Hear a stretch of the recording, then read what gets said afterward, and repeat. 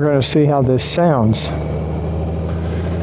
So let me take a second and bore you with the details of how I installed this lavalier microphone. This video is sponsored by Cruiseman's Garage Honda Goldwing Maintenance Video Series.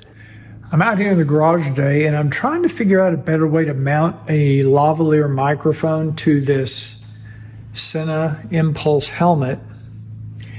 And what I think I'm going to try is to use this little sort of a flat spot back here right behind the charging port. I don't think there's anything underneath there. I hope. I can kind of get my fingers under there at least a few millimeters. So what I'm going to try to do is mount this cold shoe adapter right here using these two holes. They're too small. I'm not sure if you can see those. It's so dark. But there's a hole on each side of the large hole in the center. And I'm going to drill some very small holes there and see if I can screw into that. Now I may back it up with a little glue and we'll mount that there. Then the plan is I can attach my Rode wireless transmitter, which has the lavalier microphone on it.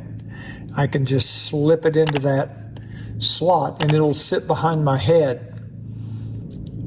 So I don't think that's going to interfere with anything. And then I'll figure out how I'm going to run this wire up underneath all of the padding to get it up to where I want the microphone to be. This is the microphone here. There's nothing on the other side. It's just flat surface. Theoretically, you could Velcro or glue that because it's not being used for anything. And I don't think there's there's nothing on the end. It's just a logo. So theoretically, you could actually Velcro just that, but what I'm going to want to do is use this little foam wind muff, and it just slips on it like that. Now, it's not very solid. That little wind muff can fall off very, very easily. I bought this entire collection of really tiny metric self-tapping screws on Amazon. I'll put a link in the description just in case you ever need these. This is the first time I've ever needed them, but they have some really tiny. This one is a 2.6 by 6. I mean, look how tiny that thing is, but it's perfect for this because it's going to fit right in this hole. I may try to go up to 8, just to have a little bit more bite into that plastic. So the 2.6 by 8, you can see it's probably got 6 or 7 threads now extending down. And I'm just hoping that's not, I don't think it's going to be enough because this plastic has some thickness to it. I just don't want to screw into a battery or something. So I'm going to look up in there and see if I see anything up there that might dig into. And if it doesn't, I think I'll use the longer screw. If not, I'll go back to the 6. It does not appear that it's going to hit anything. It doesn't. There is enough space for it. So what I'm going to do now is I'm going to try to mark on this back of this helmet here where I can screw into, and I'll see if I can't put a little mark in here. Got a little mark right there. Okay, so I've got my 2 marks. I'm not happy with them because they're not equally distant from this little edge right here. I'd really like to have them centered, but I'm going to use these as a guide. They're going to be hidden anyway.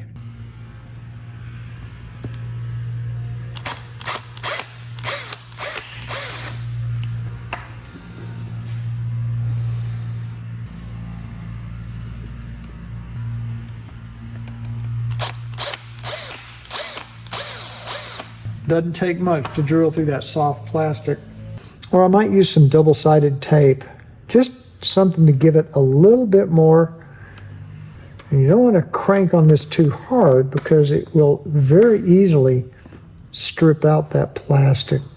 And it's not holding a ton of weight. I'm just afraid if I tighten that very tight, it's going to strip that plastic. So I do think it's probably smart to put a little bit of double-sided tape on there just to add some security, and the screws will just hold it into place.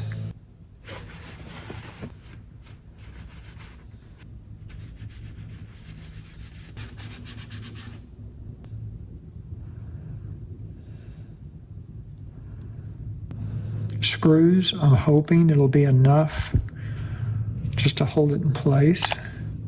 So I did lose a little corner of that tape, but I don't think it's matter. I've got all this surface area here to hold it into place. So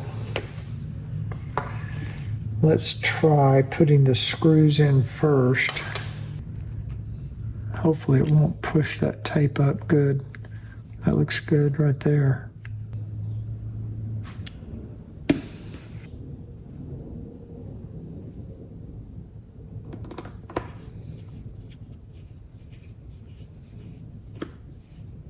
You know, is this perfect? No, it's not. But it's not something anybody's going to see. I'm being very careful how tight I tighten these screws because I don't want them to strip out that plastic. Okay. That is in there pretty solid. Plus, I've got that double-sided tape that's going to hold everything in. So now we should be able to slip our road in here thusly, and this doesn't weigh that much, so I don't think it's going to be an issue. Could it come out? Sure, it could, but it feels pretty darn solid to me.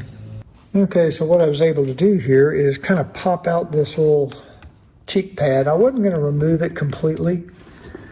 I'm not exactly sure what the procedure is, but you can see where the wire is going from the built-in microphone back to the, wherever it goes, back to the communicator, wherever that is, probably back in the back of the helmet. And so I'm going to try to kind of follow that around.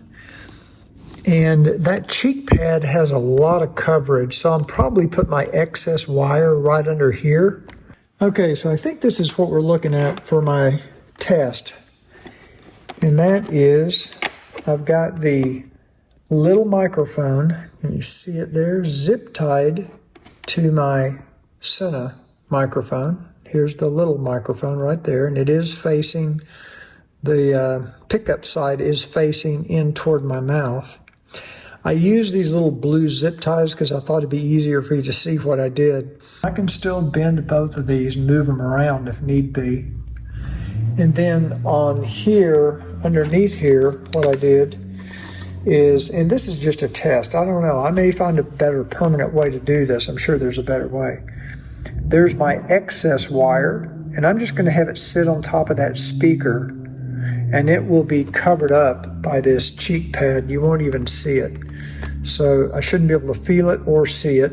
Here is my connector that's going to go into the road. Now, when I have the Rode transmitter off of the helmet, this should tuck very nicely right up underneath here just to hold it in place. So here I've got my Rode Go mounted on the bottom of my helmet.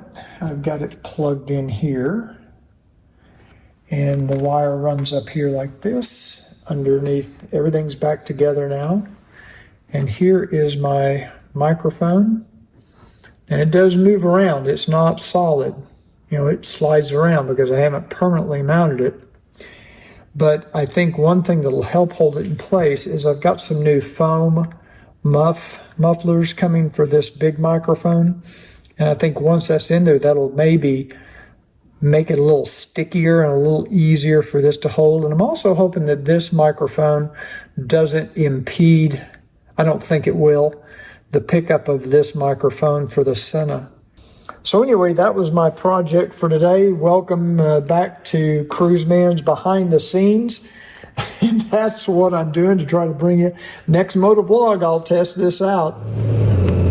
So the problem was my Rode wireless microphone, which or it's a transmitter. Actually, it's a wireless transmitter and has a microphone built into it. And there are a couple of problems that I had the way I had it mounted before. The first is it was sitting too close to my mouth inside the helmet, and it was overmodulating and clipping in some cases. Also, it was picking up an incredible amount of wind noise, and engine noise I'm okay with, but it seemed to be getting a ton of wind noise, even though I had a dead cat on top of the microphone. So let me know in the comments down below what you think of the sound quality now with this lavalier microphone compared to what you've been listening to with the transmitter right next to my mouth. I can see the audio levels and the screen on the Ace Pro, which is a nice feature, by the way. And since I have the flip-up screen, I can kind of monitor, you know, what I can see in the camera. One of the other problems I had with the way I had the microphone before, it was so close to my mouth that it was picking up every little breath. Every time I would breathe or anything, I mean, it was so close and so sensitive, it was picking up every little thing. And it was kind of annoying. So I'm keeping my fingers crossed that the audio is good, and I would like to remind you once again, like I always do, if you enjoyed the video or got any value from it, please give it a thumbs up. And if you didn't enjoy the video, I guess you give it a thumbs down or 2 thumbs down. And remember what I always say, until I see you next time, ride often, but ride safe.